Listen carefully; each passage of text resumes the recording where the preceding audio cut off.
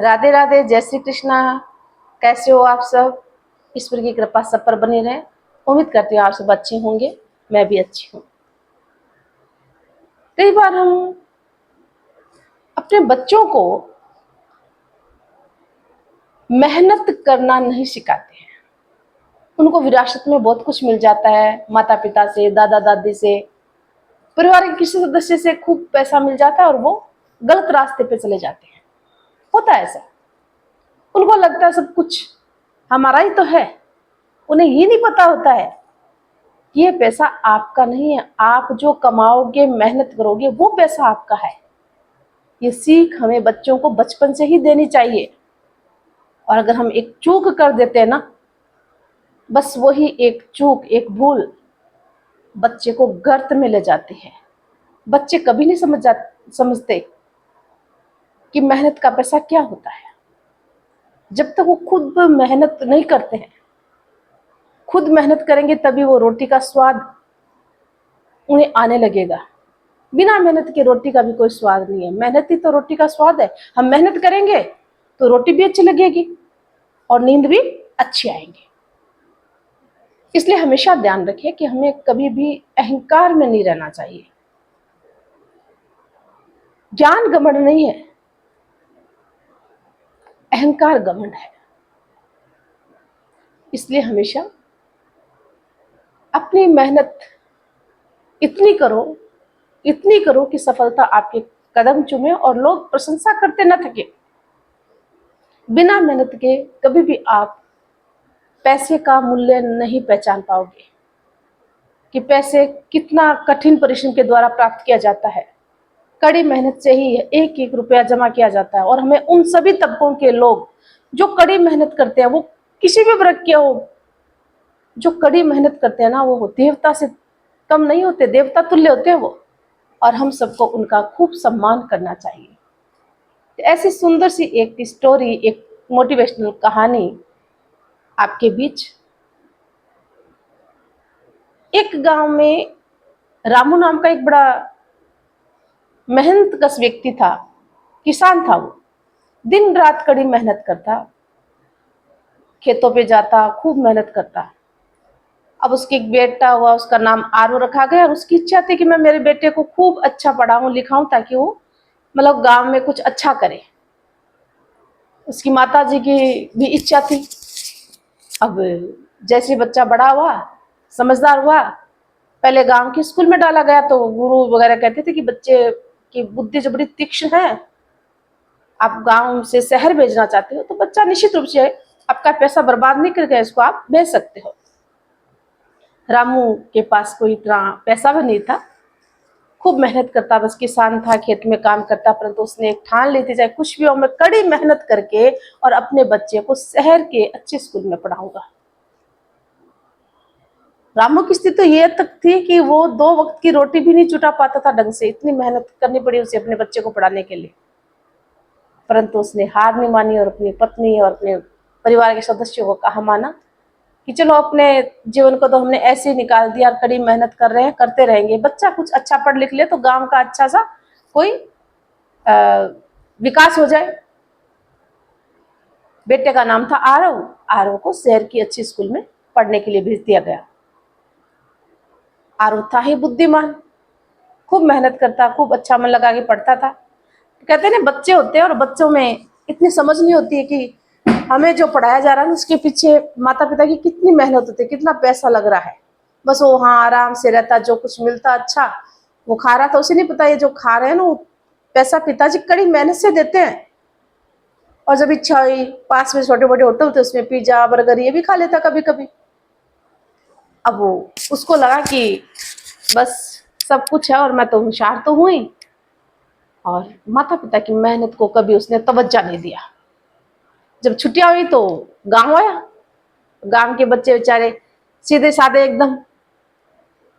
छुट्टियां हुई तो माता पिता उन्हें खेत में ले जाते थे। इतने साफ सुथरे कपड़े नहीं थे और मतलब गांव का जो माहौल होता सब जानते, अनभिज्ञ नहीं कोई भी। आरू को घमंड हो गया था अपनी पढ़ाई पर। मैं शहर में भी पढ़ता हूँ, तेज भी हूँ बुद्धि में।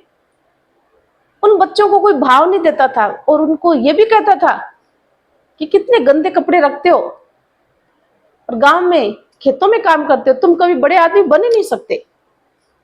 मतलब जब इच्छा होती तब वो गांव के बच्चों को इस प्रकार से कहता। एक दिन रामू उनके जो पिता थे उन्होंने ये बात सुन ली। उन्होंने कुछ नहीं कहा रामू को, आरव को। और दूसरे दिन रामू ने आरव से कहा कि बेटा चलो मेरे साथ चलो। अब आरव को नहीं पता था पिताजी मुझे कहाँ ले जा रहे हैं। वो खेत में ले गए उसे और डर के हमारे कुछ बोला भी नहीं। वहां ले जाकर उससे मेहनत करवाई और इतनी मेहनत की कि थक के चूर हो गया। अब उसकी शक्ति क्षीण हो चुकी थी, वहीं बैठ गया।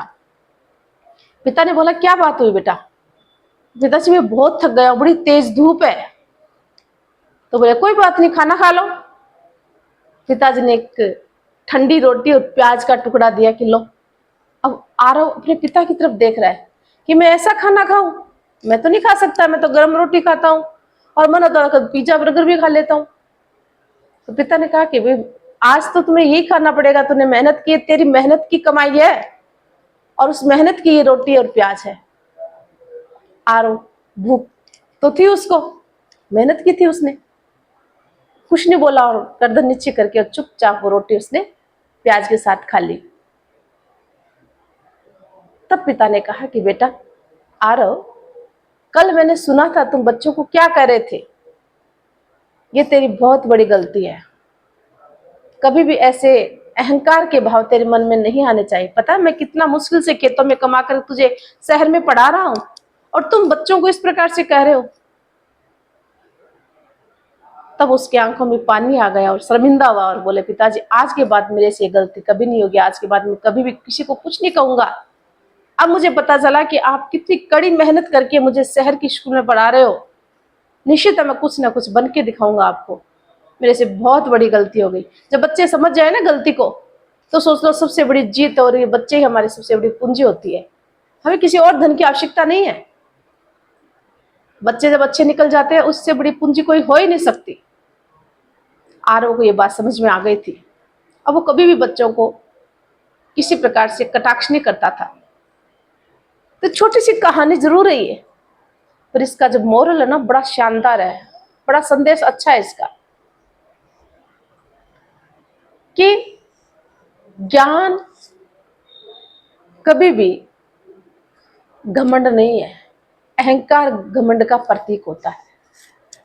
ज्ञान कभी घमंड नहीं होता है, अहंकार घमंड का प्रतीक होता है। जब व्यक्ति में अहंकार आ जाता है तब वो छोटे बड़े का लिहाज छोड़ करके और किसी को भी कुछ कह बैठता है। इसलिए हमेशा ध्यान रखिए, जो मेहनत करने वाला व्यक्ति होता है ना, हर एक व्यक्ति का सम्मान करना चाहिए। ईश्वर से कम मत मानो उसे। जो मेहनत करता है कड़ी मेहनत करके और जो अपनी रोटी खाता है ना, वो सबसे बड़ा इंसान होता है। उसमें छोटा बड़ा मत देखो, कोई कैसा ही काम क्यों ना करो चाहिए। इसलिए हमेशा हमें उन लोगों का सम्मान करना चाहिए। मेहनत जो होती है ना वो सबसे बड़ी चीज होती है, उतनी रोटी भी नहीं होती है। जब मेहनत करता है ना इंसान, मेहनत करने के बाद रोटी का भी स्वाद बढ़ता है, नहीं तो रोटी का बिना मेहनत की रोटी का भी कोई स्वाद नहीं है। तो ये कहानी निश्चित रूप से आपको बड़ी सीख देगी, जीवन में अपनाइए आप। और हमेशा ये ध्यान रखिए कि आप न मद का न पद का, किसी प्रकार का ज्ञान का घमंड इंसान को नहीं करना चाहिए। थोड़े समय के लिए संसार में आए तो कर्म प्रदान होता है, हम कर्म करें, मेहनत करें और जो जैसे कार्य करें ना, हर एक व्यक्ति के साथ सुंदर व्यवहार करें, अच्छा व्यवहार करें। अहंकार व्यक्ति कभी न करें। अहंकार जितना करते हैं तो वो नीचे ही जाता, गर्त में ही जाता है। इसलिए हमेशा विनम्र बन के रहिए, मेहनत करिए, निश्चित रूप से आपको रोटी का स्वाद आएगा, उसमें आपकी मेहनत झलकेगी। तो अगर चैनल पे नए हो तो गाइस प्लीज चैनल को सब्सक्राइब करना ना भूलना और लाइक शेयर करें। लाती हूँ फिर कोई एक नई स्टोरी, तब तक के लिए जय हिंद, जय भारत, धन्यवाद।